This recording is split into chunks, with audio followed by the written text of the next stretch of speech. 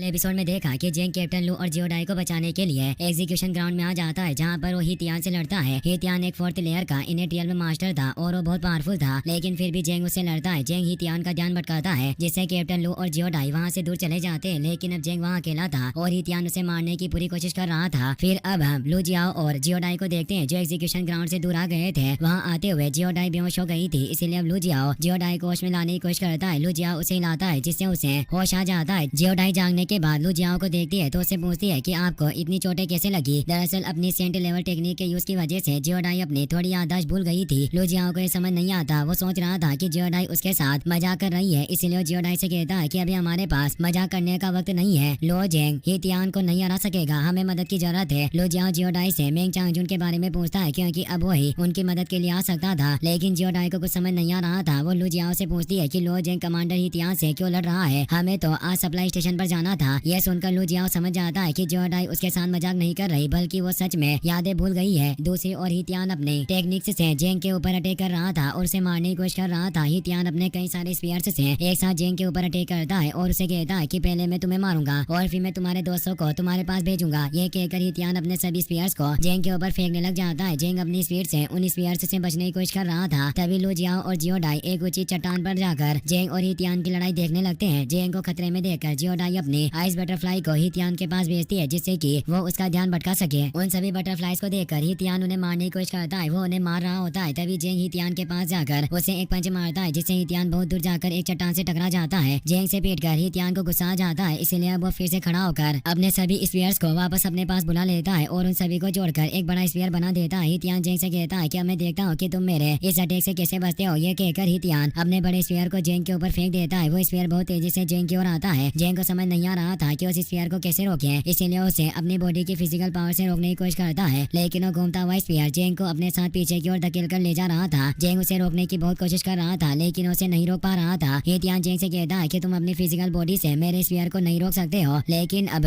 जेंग अपने अंदर के वार्म करंट से उस स्पीयर को तोड़ देता है और फिर से हितियान पर अटैक करने के लिए आने लगता है। पर हितियान फिर से जेंग के ऊपर अपने स्पीयर फेंकने लग जाता है। लेकिन अब जेंग अपना नाइफ निकाल लेता है और सभी स्पीयर से बचते हुए अपने नाइफ को हितियान पर फेंकता है, जिससे उसके चेहरे पर कट लग जाता है और खून निकलने लगता है। ये देखकर हितियान जेंग से कहता है कि मैं तुम्हारी बॉडी के टुकड़े कर दूंगा और फिर तुम्हें मारूंगा। ये कहकर हितियान अपने 4th लेयर इनेट रियल में को एक्टिवेट कर लेता है और अपने सबसे खतरनाक टेक्निक माउंट कालिंग सुनामी का यूज करता है, जिससे अब जेंग के सामने बहुत सारी नुकीली चट्टानें निकलने लग जाती है, जिन्हें देखकर जेंग उनसे बचकर भागता है। लेकिन तभी उसके सामने भी एक बहुत बड़ी दीवार बन जाती है और वो आगे नहीं भाग पाता। हितियान जेंग के पीछे आकर उसे कहता है कि अब तुम गिर चुके हो और तुम्हारे पास जाने के लिए कोई जगह नहीं है। ये कहकर हितियान जोर से हंसने लग जाता है। लेकिन तभी वहाँ जेंग के पास जियोडाई और लू जियाओ भी आ जाते हैं। लू जियाओ जेंग और जियोडाई से कहता है कि मैं बहुत खुशकिस्मत हूँ जो तुम जैसे अच्छे दोस्तों को जान सका। ये कहकर लू जियाओ आगे आता है और हितियान से कहता है कि तुम मुझे मारना चाहते थे, इसलिए मैं यहाँ गया हूँ। अब तुम जेंग और जियोडाई को यहाँ से जाने दो। लू जियाओ की बात सुनकर हितियान उसे कहता है कि मैंने सब कुछ तुम्हारे लिए नहीं किया, मैंने ये सब कुछ जेंग को मारने के लिए किया था। मैंने तुम्हें और तुम्हारी टीम को जेंग के साथ भेजा था कि वो मर जाए और साथ में तुम भी मर जाओ, जिससे कोई मुझ पर शक न करे। जोगे क्लैन ने मेरे साथ जेंग को मारने के लिए एक बहुत अच्छा सौदा किया था और इसीलिए मैं अब जेंग को नहीं छोड़ूंगा। हितियान की बात सुनकर लू जियाओ को बहुत गुस्सा आता है। तभी जियोडाई आगे आती है और हितियान से कहती है कि क्या तुम मानते हो कि तुमने जोगे क्लैन के साथ सौदा किया था। जियोडाई की बात सुनकर हितियान उसे कहता है कि अब इससे कोई फर्क नहीं पड़ता है कि मैंने क्या किया है, क्योंकि अब ये सब बातें किसी और को बताने के लिए तुम सब जिंदा नहीं बचोगे। ये कहकर हितियान उन तीनों पर अटैक करने के लिए एक स्टोन ड्रैगन को बुलाता है और उसे जेंग और उसके साथियों पर अटैक करता है। जेंग जियोडाई और लू जियाओ को वहाँ से भागने के लिए कहता है, लेकिन वो दोनों वहाँ से नहीं जाते। जियोडाई जेंग का हाथ पकड़ लेती है और अपनी आंखें बंद कर लेती है। तभी वहाँ दूर से एक एरो आता है और वो उस स्टोन ड्रैगन को मारकर सीधा हितियान की चेस्ट में घुस जाता है। वो एरो बेदी सिटी के आर्मी मार्शल जनरल फेई लोंग ने चलाया था। जेंग उन्हें देखकर बहुत खुश होता है। तभी जियोडाई उसे कहती है कि मैं तुम्हें बताना भूल गई कि मेंग चांगजुन मदद लेने के लिए गए थे और अब वो वापस आ गए हैं। जियोडाई की बात सुनकर जेंग बहुत खुश होता है। तभी वहाँ पर मेंग चांगजुन भी आ जाता है। मेंग चांगजुन जेंग से कहता है कि जब मैं आसपास नहीं होता हूँ तो तुम हमेशा मुसीबत में फंस जाते हो। जेंग मेंग चांगजुन से कहता है कि जब तक आप यहाँ हो मैं नहीं मर सकता। दरअसल जियोडाई वहाँ इसलिए आई थी ताकि वो हितियान के मुँह से उसकी सच्चाई निकलवा सके और जनरल फेई लोंग को हितियान की सच्चाई बता सके। अब जनरल फेई लोंग को हितियान की सच्चाई का पता चल गया था, इसलिए वो हितियान के पास आते हैं और उसे कहते हैं कि मैंने कई सालों से तुम्हारे ऊपर भरोसा किया और तुम्हें कमांडर बनाया, लेकिन तुमने सभी को धोखा दिया। तुमने अपने फायदे के लिए अपने साथियों को मार डाला और अपने कारनामों को छिपाने के लिए इन बच्चों को मारना चाह रहे थे। ये कहकर जनरल फेई लोंग अपना बो निकाल लेते हैं और उसे हितियान के ऊपर निशाना लगाते हैं। हितियान जनरल फेई लोंग से उसे न मारने के लिए कहता है, लेकिन जनरल फेंग उससे कहते हैं कि अगर मैंने तुम्हें नहीं मारा तो तुम्हारी वजह से मारे गए सभी सोल्जर्स की आत्मा को मुक्ति नहीं मिलेगी, इसीलिए अब तुम्हें मारना ही होगा। ये कहकर जनरल फेंग अपने एरो से ही तियान को मार देते हैं। जनरल फे लोंग सभी से कहते हैं कि मैंने ही तियान को उसके किए की सजा दे दी है और मैं इस मामले को मिलिट्री कोर्ट में अलग से रिपोर्ट करूंगा। वो सभी से कहते हैं कि तुम सभी को इस बारे में किसी को नहीं बताना है। यह बात पता लगने पर ड्रैगन कैसल के सोल्जर्स का भरोसा टूट जाएगा। वो लू जियाओ को नया कमांडर बना देते हैं और उसे कहते हैं कि मुझे तुम्हारे ऊपर भरोसा है कि तुम मुझे निराश नहीं करोगे। लेकिन अब लू जियाओ जनरल फे लोंग से कहता है कि मैं अभी इसके लिए तैयार नहीं हूँ। लेकिन जनरल फे लोंग उसके कंधे पर हाथ रखकर कहते हैं कि तुमने अपने सोल्जर भाइयों को और अपने साथियों को बचाने के लिए अपनी जान को खतरे में डाला है, इसीलिए तुम इस काम के लिए पूरी तरह से तैयार हो। ये कहकर जनरल फे लोंग वहाँ से चले जाते हैं। उनके जाने के बाद जेंग फिर से मेंग चांगजुन को शुक्रिया कहता है, लेकिन अब मेंग चांगजुन जेंग से कहता है कि तुम्हें अपने आप का शुक्रिया करना चाहिए क्योंकि जुगे क्लैन के किलर्स को मारने और ये तियान के सामने इतनी देर तक टिकने के लिए बहुत हिम्मत चाहिए होती है। मुझे लग रहा था कि जब मैं यहाँ पहुँचूंगा तो मुझे तुम सबकी डेड बॉडीज दिखेगी, लेकिन तुमने अपने आप को भी बचाया और साथ में अपने साथियों को भी बचाया। मेंग चांगजुन की बात सुनकर जेंग उससे कहता है कि अगर आप सही वक्त पर मदद नहीं लेकर आते तो हम सभी मर चुके होते। आप वास्तव में एक सच्चे साथी हो। जेंग की बात सुनकर मेंग चांगजुन भी जेंग से कहता है कि तुम भी उतने बुरे नहीं हो जितना मैं सोच रहा था। अब उन दोनों के बीच अच्छी दोस्ती हो गई थी। तभी जियोडाई उनके पास आकर उनसे पूछती है कि तुम दोनों किस बारे में बात कर रहे हो। तो जेंग बात बदल देता है और जियोडाई से कहता है कि हम जनरल फे लोंग के बारे में बात कर रहे थे। अब लू जियाओ मेंग चांगजुन से पूछता है कि तुमने जनरल फे लोंग से कांटेक्ट कैसे किया और उन्हें मदद के लिए कैसे बुलाया। उनसे मिलने के लिए तो बहुत इंतजार करना पड़ता है। मेंग चांगजुन सभी को बताता है कि जनरल फे लोंग से मदद मांगने में प्रिंसेस लिंग यून ने उसकी मदद की थी क्योंकि लिंग यून इंपीरियल सिटी की सबसे बड़ी प्रिंसेस है, इसलिए वो जनरल फे लोंग से कभी भी मिल सकती है। मेंग चांगजुन जेंग की पावर्स और उसकी एबिलिटी देखकर सोचता है कि प्रिंसेस लिंग यून ने जो कहा था वो बिल्कुल सही था क्योंकि जैसा मैंने सोचा था लो जेंग उससे भी ज्यादा पावरफुल है। इसी के साथ ये एपिसोड यहीं पर खत्म हो जाता है।